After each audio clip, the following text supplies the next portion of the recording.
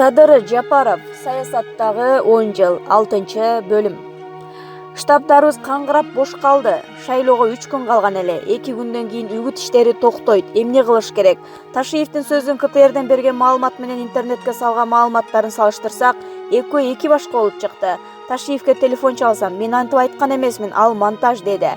Түнү менен олтуруп бардык видео материалдарды чогултуп, Болот Тилебаев экөөбүз кайра КТРден көрсөттүрүү үчүн бул монтаж экен деген көрсөтүү даярдадык. Ар бир көрсөтүү минутасына 120 000 сомдон акча төлөп, 2 күн бою биз да КТРден бул монтаж экен деп көрсөтүп туруп алдык.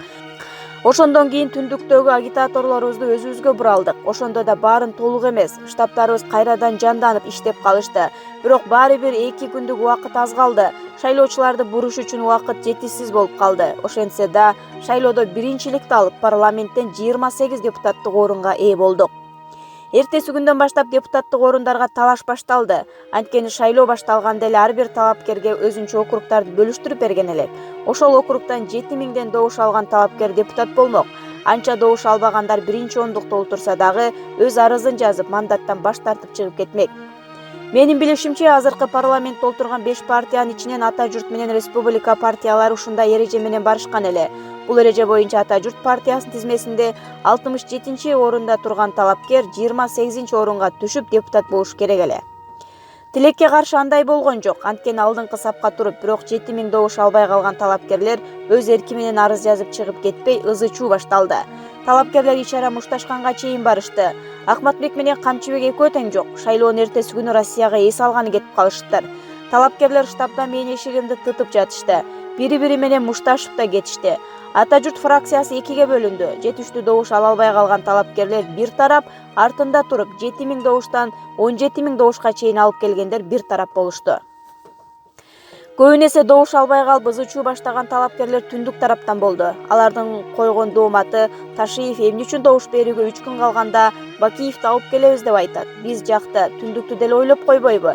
Эгер ал антип айтпаганда биз да баарыбыз жетиштүү добуш алмакпыз дешет. Чындыгында койгон дооматтары туура эле болду. Жогоруда айткандай, КТР аркылуу Ташиевдин сөзү көрсөтүлгөндөн кийин түндүк тараптан добуш алыш тирүүнүн тозогу болду. Ошентип канчалык ызы-чуу болгонуна карабастан, тизмебиз эч өзгөрбөстөн алдыңкы катарда турган 28 депутат ант берип мандат алдык. Фракциялар аталыштарын жана депутаттардын тизмесин жогорку кеңештин аппаратына каттоого берүү күнү аяктап бара жатты. Биздин фракцияда тизме бермек түгүл, күндө 2-2ден мушташ. Каттоого акыркы күн калганда 10 чакты депутатыбыз Ата журт 2 фракциясы деген ат менен каттоодон өтө турган болуп калышты. Түнү менен Таңат Мамытов экөөбүз фракциянын регламентин жазып, эртең менен эрте баарын бир кабинетке топтоп, ынтымакка чакырып, кол койдуруп аппаратка өткөрү салдык.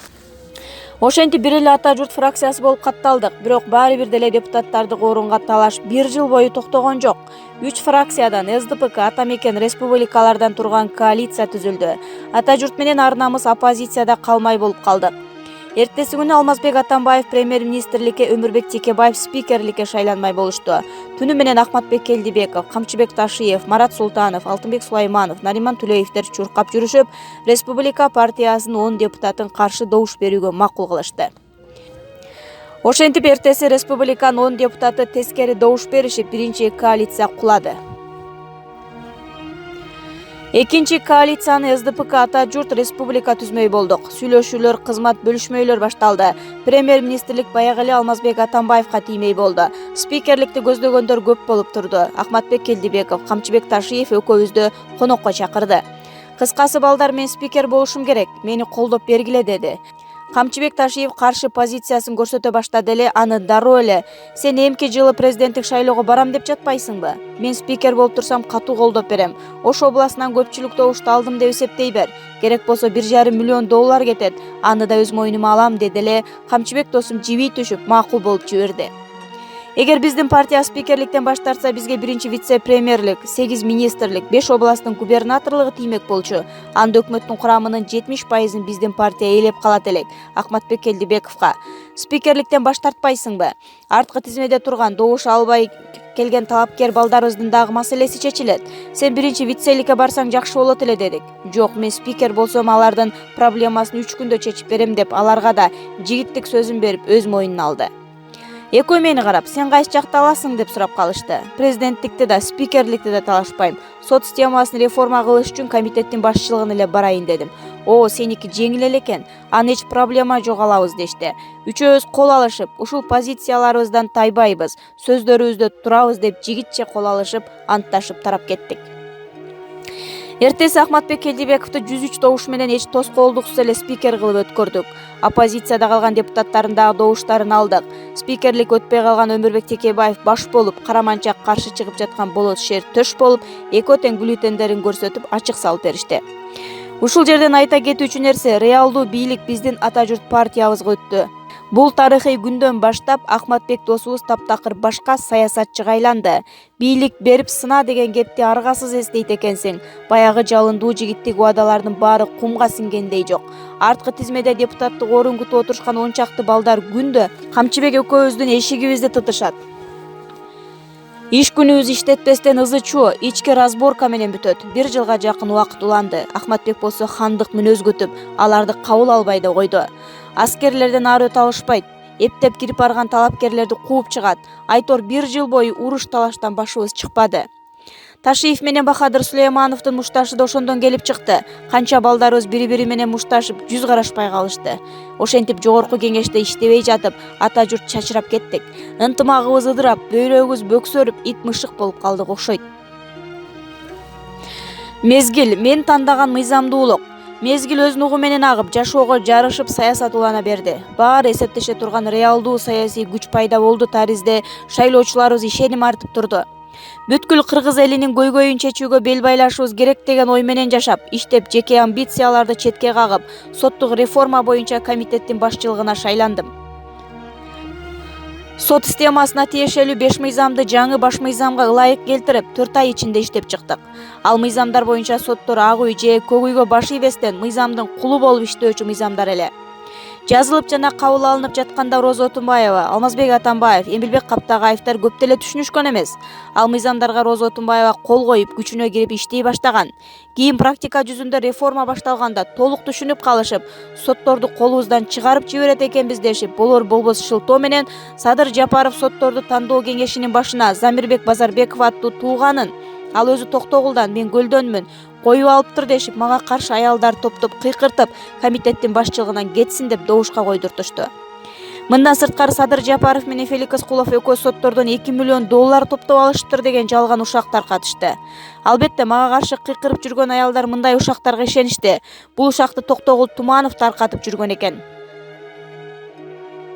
Бир күнү фойеде Жыргал Саматов, Туратбек Мадылбеков, Тынчтык Шайназаров болуп кофе ичип олтурсак, Токтогул Туманов келип калды. Эй акмак, сенде бет барбы? Эмне катындын ушак сөзүн таркатып жүрөсүң десем, ал Садыр Нуркожоевич, өзүңүздүн досуңуз болгондо да спикер досуңуз айтып жатса анан ишенем да.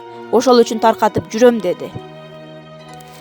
Үстүмдөн ылдый муздак сууну куюп жибергендей эле болдум. Спикер досумдун кабинетине барсам, ошко кетиптир. Телефондон сенде бет деле калбай калган турбайбы? Мен болгон күчүмдү жумшап, сот тармагын реформа жасап коелу деп чын дилимден чуркап жүрсөм, сени бул эмне кылганың десем, Туманов калп айтат, келгенде беттештирем, деди. 3 күндөн кийин оштон келди. Беттештирет экен деп күтсөм, ошол бойдон жок. Көрсө Тумановго барып, эмне Садырга айтып салгансың? Азыр беттештирейин, сен мени айткан эмес деп койчу, сураныч деген экен. Туманов болсо 3 тамгага жибериптир. Ошол себептен беттештире албады. Мен муну менен эмнени айткым келет? Саясатта калп айтып, бирөөнү жамандап, жеке маселесин чечкен адамдар көп болот экен. Тилекке каршы, көпчүлүк алардын айткан сөздөрүнө ишенип, ооп кетишет. Баары убакыт өтүп, чындык чыккандан кийин билинет, бирок кеч болуп калат. Учурунда андай жалган ушактар жеке адамдан баштап коомго чейин эбегейсиз зыян тийгизет. Кайра оңдой алгыс каталыктар кетет. Мындай жалган жала ушактарга жол бербей коюуга мүмкүнчүлүк болбой калган учурлар көп. Айла жок жашоо ушундай тура. Мезгил гана чындыкты өз ордуна коет экен. Убакыт тараза деп бекеринен айтылбаса керек.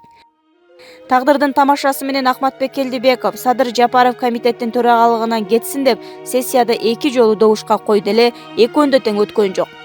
3-чү жолу кайрадан добушка коердо Каныбек Иманалиев чыгып, уялсаңар болбойбу, бет барбы силерде? Көчөдөн келген аялдардын сунушун качан добушка коюп, комитеттин төрагасын кызматтан кетирип калгансыңар деди эле, уялып кетишип, анда коалиция четсин, ошол жака жөнөтөлү деп жөнөтүп коюшту. Кийин фракциябыз коалициядан чыгып калгандан соң төрагалыкты өткөрүп бердим.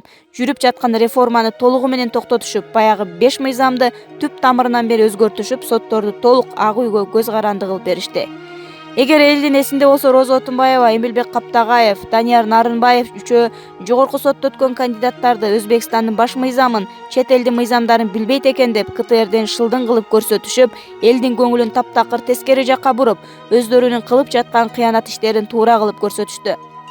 Анткени эгер ошол биз жазган 5 мыйзам менен реформа аягына чыгып кеткенде, соттор бүгүнкүдөй ар кимдин кол баласы болбостон мыйзамдын кулу болуп иштеп калышар эле.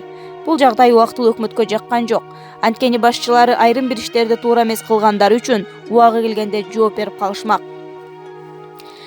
Бүгүнкү күндө соттор өздөрү да ошол кездеги реформа аягына чыгып кеткенде сот системасы оңолуп калат электешип, арман кылып отурушат. Азыр болсо кандай гана маселе болбосун, Ак үйдөн момундай чеч деген команда келсе, ошондой чечим чыгарып коюп олтурабыз деп күлүп калышат. Кыргыз эли мамлекеттен эмнени күтөт? Адилеттүү мыйзам жолундагы башкарууну күтөт. Мыйзамдуулукту сактоо менен калыс башкарууну коомдо орното албаса, эки бийликтин тагдыры кайталана берери бул турган иш. Түпкүлүктө эл үчүн кызмат кылам, эл үчүн күйөм, өлкөнү өнүктүрөм деп жанын аябагандардын чыныгы жүздөрү ушундай саясий электерде көрүнүп калды. Бир уч интриган саясатчылардын күнү тууп жатканын кабыл алууга аргасыз болдук окшойт.